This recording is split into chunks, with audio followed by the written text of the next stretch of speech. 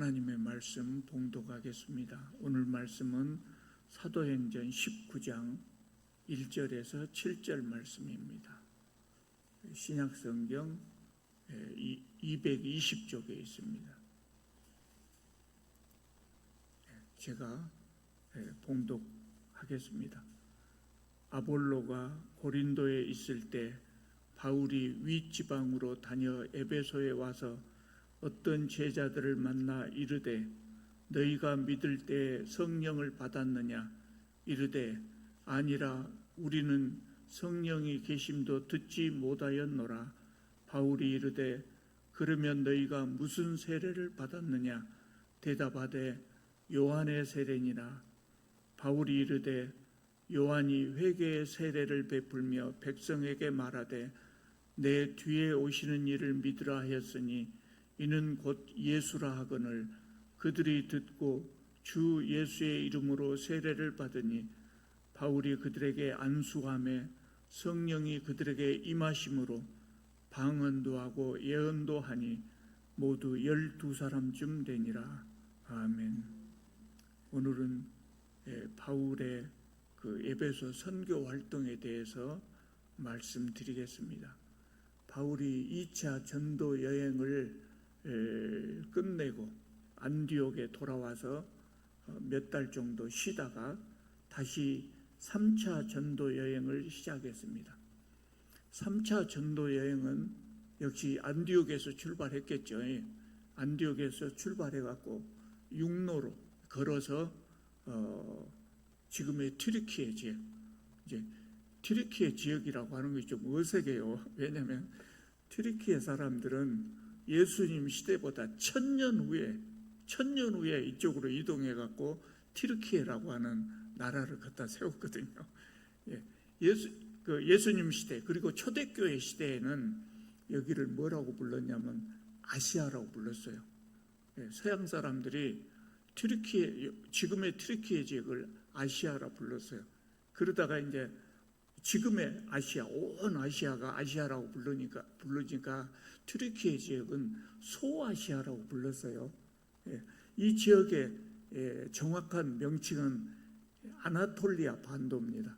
아나톨리아 반도라고 말하는 것이 조금 자연스러울 것 같아요. 사도 바울이 안디옥에서 출발해갖고 북쪽으로 올라갑니다. 그러면 북쪽에 이렇게 넓게 아나톨리아 반도가 있어요.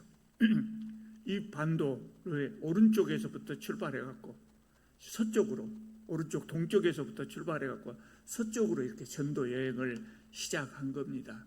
그래서 갈라디아와 부르기아 지역으로부터 시작해가지고 이전에 전도 여행, 이전 전도 여행, 1차, 2차 전도 여행 때 세웠던 그 교회들을 싹 돌아보고 격려하면서 어디까지 가냐면 아나톨리아 반도 서쪽 끝, 그러니까 지금 에베소 교회가 있는 그 에베소라고 하는 장소까지 도착을 했습니다.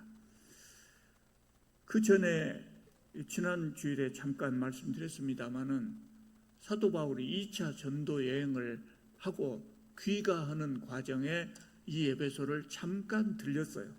그래가지고 회당에서 유대인들에게 복음을 전하고 예수님에 대해서 가르쳤는데 그때 이 에베소 사람들이 조금 더 오래 있어주면 좋겠다 그렇게 간청을 했단 말이에요.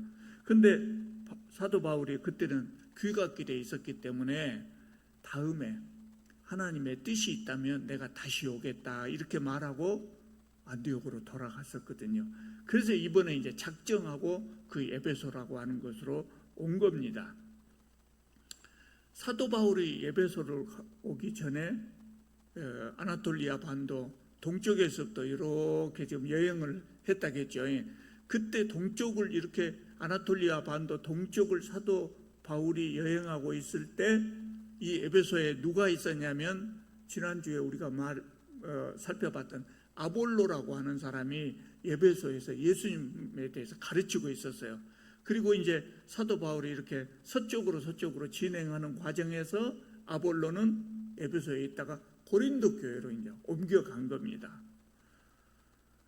본문 2절을 보면 바울이 에베소에 도착해가지고 복음을 전하기 시작하는데 에베소 성도들을 살펴보니까 신앙이 좀 이상한 데가 있어요. 그래서 사도 바울이 이들에게 물어봤습니다. 뭐라고 물어봤냐면 여러분들이 예수님을 믿을 때 성령을 받았습니까? 이렇게 질문을 했어요. 이거 굉장히 중요한 질문이거든요. 굉장히 중요한 질문이에요. 우리가 예수님을 믿을 때 가장 중요한 것은 성령을 받는 거예요. 성령을 받는 거예요. 왜냐하면 성령을 받지 못하면 신앙생활 하기가 어렵습니다. 성령을 받지 못해도 교회는 다닐 수 있고 예배에 참석할 수도 있고 나름대로 기도도 할 수 있어요. 그러나 하나님의 말씀대로 순종하는 삶을 살거나 신앙의 열매를 맺는 것은 대단히 어려워요. 그래서 진정한 기독교인의 삶을 살 수 없는 겁니다. 그래서 우리는 성령을 받아야 합니다. 성령은 어떻게 받습니까? 성령은 우리가 예수 그리스도를 영접할 때, 내가 하나님을 믿기로 작정할 때, 그때 성령께서 우리에게 오시거든요. 그래서 어떤 사람들은 성령이 오실 때 막 가슴이 뜨거워지고 그런답니다. 특별한 느낌이 있는 거지요. 그런데 어떤 분들은 아무 느낌이 없을 수도 있어요. 우리가 성령이 우리에게 오실 때 어떤 느낌이 있을 수도 있고 느낌이 없을 수도 있지만 성령은 반드시 오셔요. 왜냐하면 약속하셨단 말이에요. 우리가 예수님을 영접하면 성령이 우리에게 오신다. 그렇게 약속하셨기 때문에. 그래서 여러분들 안에는 지금 성령께서 이미 들어와 계시는 거예요. 그래서 우리는 이제 그 믿으면 되는 겁니다. 사도 바울이 에베소 성도들에게 너희가 믿을 때 성령을 받았느냐? 성경에는 그렇게 기록되어 있죠. 번역하다 보니까 그렇게 됐지. 점잖하게 이야기했겠죠. 여러분들 예수님 믿을 때 성령을 받았습니까? 그렇게 물어보니까 에베소 성도들이 뭐라고 대답하냐면 받지 못했습니다. 우리는 성령이 계신다는 것도 듣지 못했습니다. 이렇게 대답을. 그러면 여러분들이 무슨 세례를 받았습니까?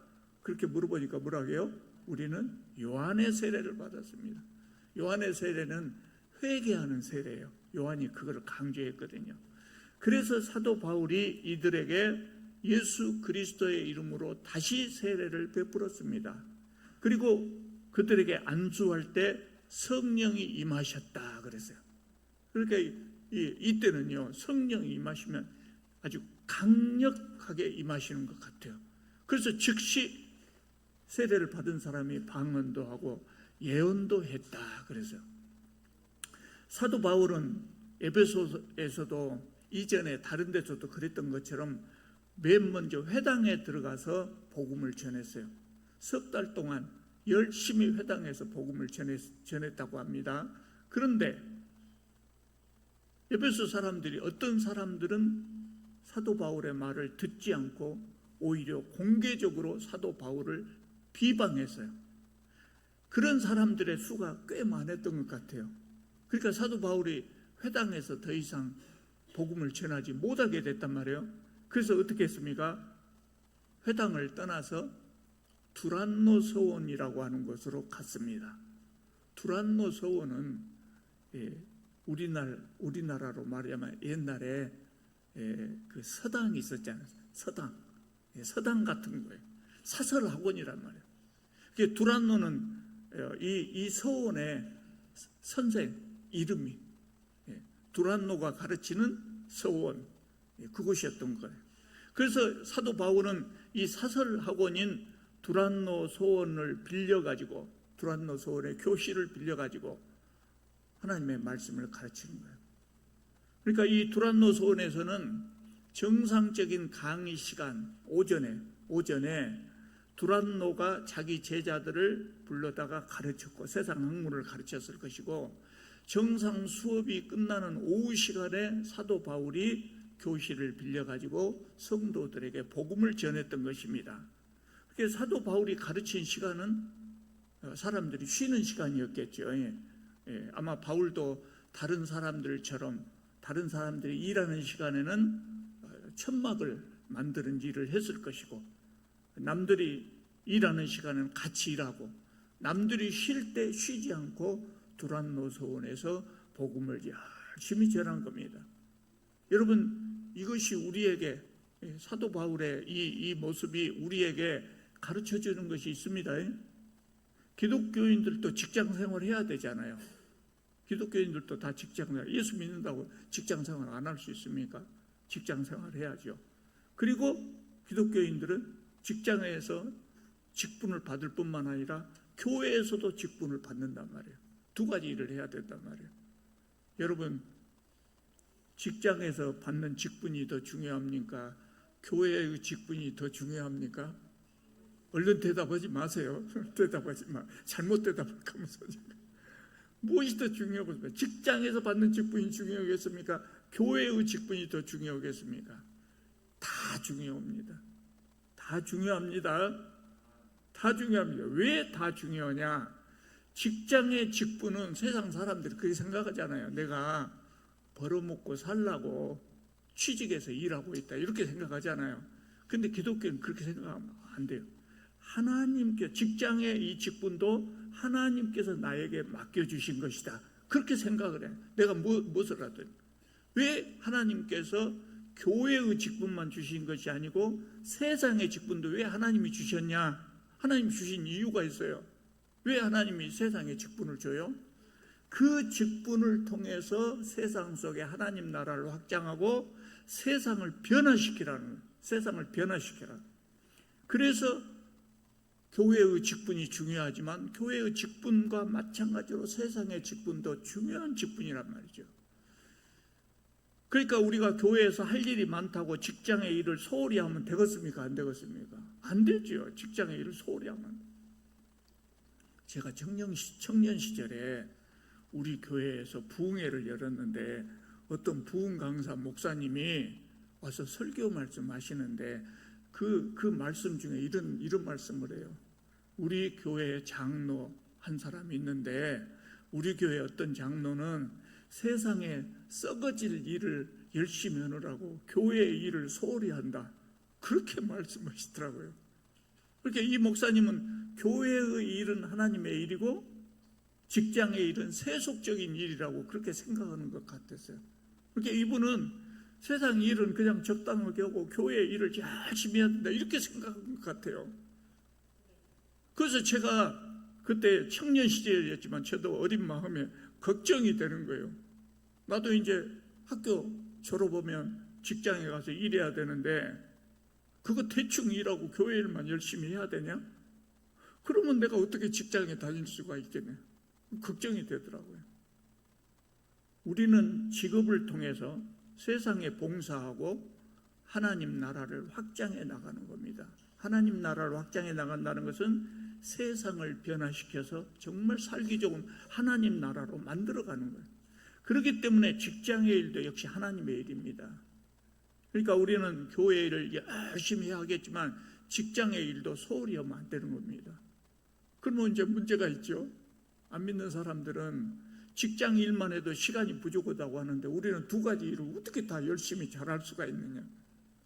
그래서 어떻게 해야 돼요? 시간을 효율적으로 잘 사용해야 돼요. 사도 바울이 그 본을 보였단 말이에요. 사도 바울은 남들이 일하는 시간에 남들처럼 열심히 천막을 만들고 남들이 쉬는 시간에 복음을 전했어요. 그러니까 기독교인들은 이 두 가지 일을 잘하려면 시간 관리를 잘하고 성실하게 살아야 됩니다. 부지런해야 됩니다. 부지런해야 돼. 예. 그것이 기독교인들이 두 가지를 잘할 수 있는 방법입니다. 학생들이 공부하는 것도 마찬가지예요. 공부가 신앙하고 관계가 있습니까? 없습니까? 세상 학문이 신앙이라고 관계가 신앙하고 관계가 있습니까? 없습니까? 관계 있어요. 관계 있어요. 어떻게 관계 있어요? 공부를 열심히 해야 능력을 얻게 된다고요. 세상에서 유능한 사람이 되기 위해서 공부를 열심히 해야 돼요. 세상에서 유능한 사람이 되면 될수록 뭐를 잘해요? 일을 잘할 거다. 직장에서 일을 잘 인정받을 거다. 그 일을 통해서 세상을 하나님 나라로 변화시켜 간다고 말이에요. 그래서 세상의 일도 열심히 해야 돼요. 소홀히 하면 안 되는 거예요. 기독교 학생들도 그래서 공부를 열심히 해요. 누구나 다 1등 할 수는 없죠. 예, 아무리 열심히 해도 1등을 못 할 수도 있어요. 그러니까 성적이 몇 등이 나왔냐가 중요한 것이 아니라 우리가 하나님의 자녀라면 공부도, 세상 공부도 열심히 해야 된다. 제가 신학교에 다닐 때 목회를 하느라고 신학 공부를 소홀히 하는 전도사들을 많이 봤어요. 지금은요, 목사님들 수가 많아졌거든요. 근데 제가 신학교 다닐 때만 해도, 그때가 1998년도에 제가 입학을 했어요. 그때만 해도 목사들이 부족해 갖고 저 시골 교회에는 목사가 없었어요. 그래서 거기는 전도사님들이 담임 목회자 역할을 했어요. 그래서 이제 광주에도 신학 과정이 생겼단 말이에요. 목사 되는 신학 대학원이 생겼단 말이에요. 그러니까 이 전도사님들이, 그 전에는 목사 되려면 서울까지 왔다 갔다 해야 됐어요. 예, 날마다 왔다 갔다 해야 된단 말이에요.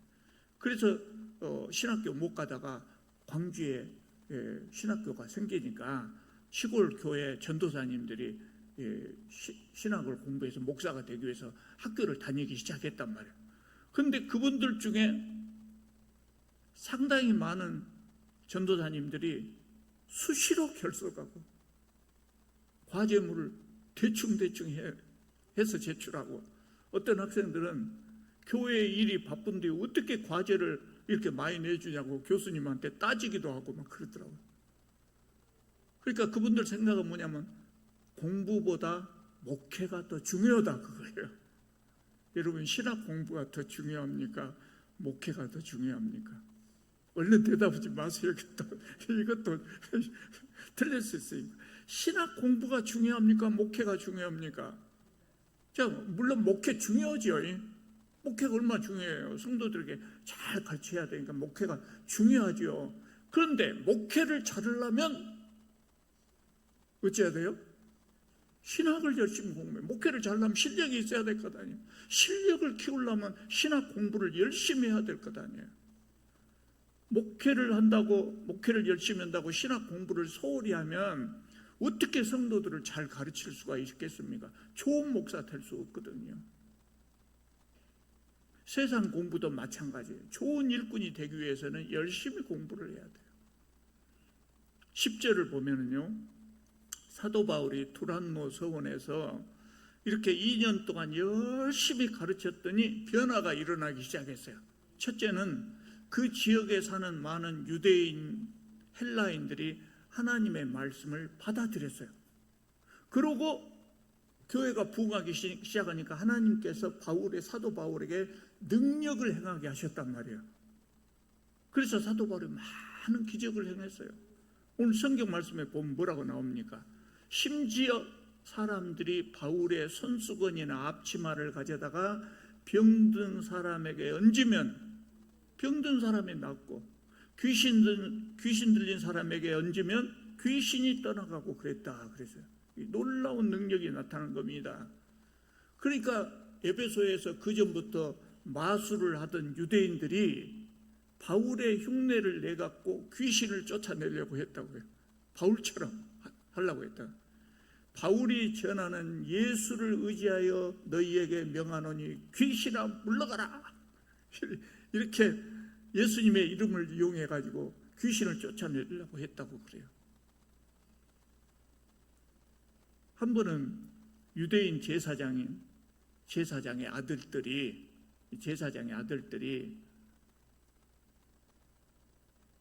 사도 바울이 전하는 예수의 이름으로 너희에게 명하노니 귀신아 물러가라, 이렇게 귀신 들린 사람에게서 귀신을 쫓아내려고 하다가 봉변을 당했어요. 어떻게 봉변을 당했냐면, 귀신 들린 사람이 말을 하는데 내가 예수도 알고 바울도 아는데 너희들은 누구냐? 그러면서 쫓아가고 두들겨 패버렸어요. 너희들이 뭐라고 그런 일을 하느냐고 두들겨 봉변 당하고 도망가 버렸어요. 그러니까요, 신앙이 없는 사람들이 신앙이 없이 예수님의 이름만 이용하는 것은 효과가 있어요, 없어요? 효과가 없다. 아무 의미 없는 일이에요. 믿음 없이 종교 의식만 행하는 것은 효과가 없다. 효과가 없어요. 예. 점쟁이들이 용어다고 해서 부처님 상을 갖다 놓고 점을 친답니다. 근데 요새는 기독교인들이 많아지니까 점쟁이들이 십자가를 세워놓고 점을 친다 그럽니다. 효과가 있겠습니까? 없겠습니까? 없어요. 효과가 없어요. 쓸데없는 짓이다.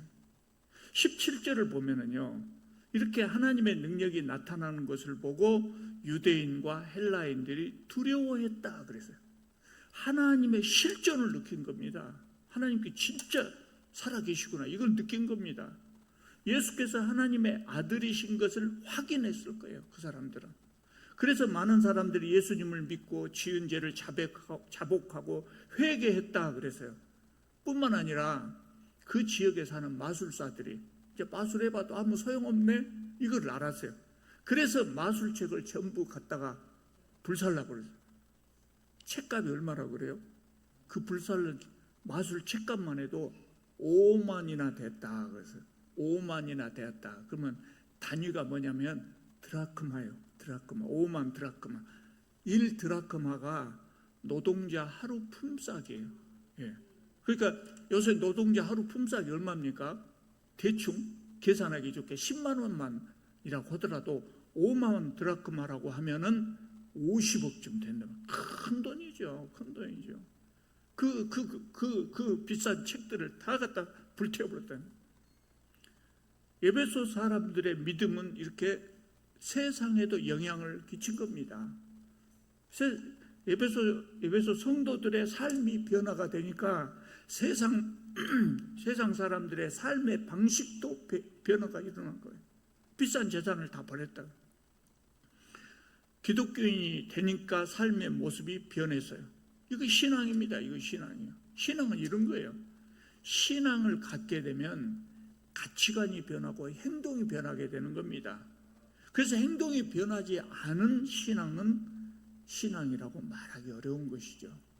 또 이런 일도 있었다고 그래요. 성경에 보면 에베소에 데메드리오라고 하는 은세공업자가 있는데 이 사람이 은을 세공을 해갖고 신상을 만들어 신상을 만들어 가지고 팔았단 말이에요.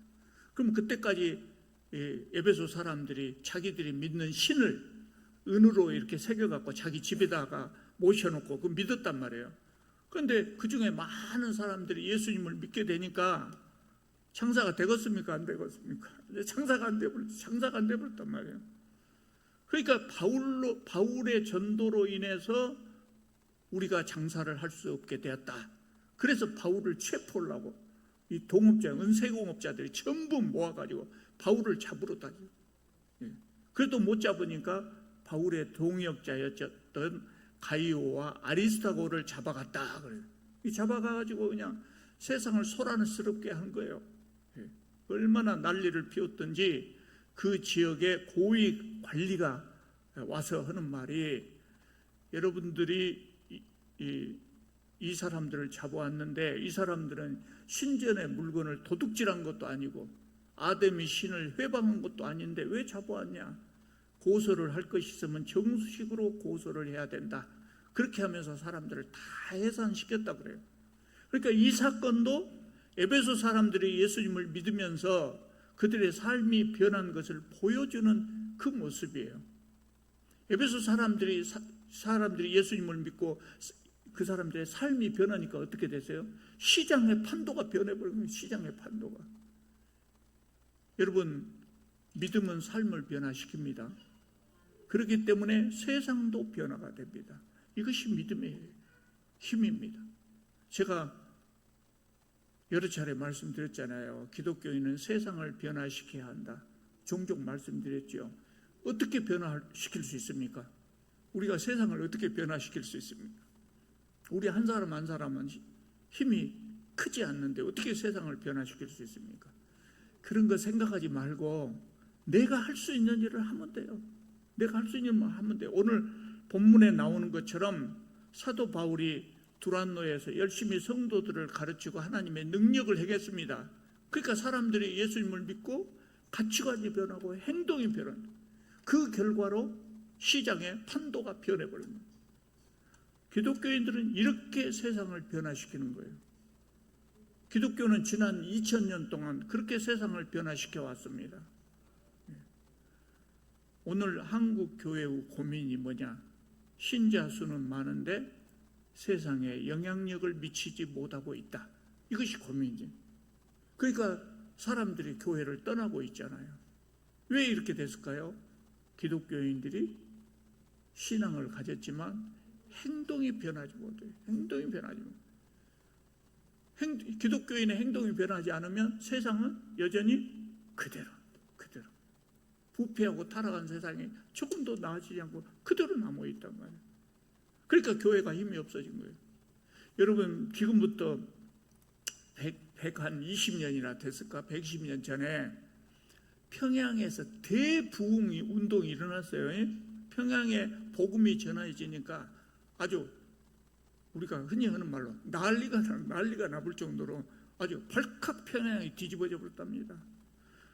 그렇게 교회가 부흥하니까 평양에 있는 술집들이 다 문을 닫아버렸대요. 술집들이 문을 닫게 되니까 술집에서 일하던 사람들은 어떻게 되겠습니까? 생계의 위협을 느낄 정도였다 그랬어요. 오늘날에도 이런 변화가 있어야 되거든요. 그러면 술 좋아하던 사람이 술을 끊고 뇌물 좋아하던 사람이 성실한 사람이 되고 거짓말 밥 먹듯 하던 사람들이 정직한 사람이 되고 이렇게 세상이 변해야 돼요. 사람이 변하면 세상이 변한 것이죠. 오늘 말씀을 살펴보면 사도 바울이 두란노소원에서 열심히 복음을 전했습니다. 그러니까 많은 사람들이 예수님을 믿고 회개했습니다. 삶이 변했단 말이죠. 그 결과로 어떻게 되세요? 세상이 변했어요. 이것이 참다운 신앙의 모습이에요. 오늘 우리들도 예수님을 믿었으니까 가치관이 변하고 또 행동이 변하고 그래서 더 나아가서 우리 화순 시내가 변할 수 있기를 바랍니다. 기도드리겠습니다.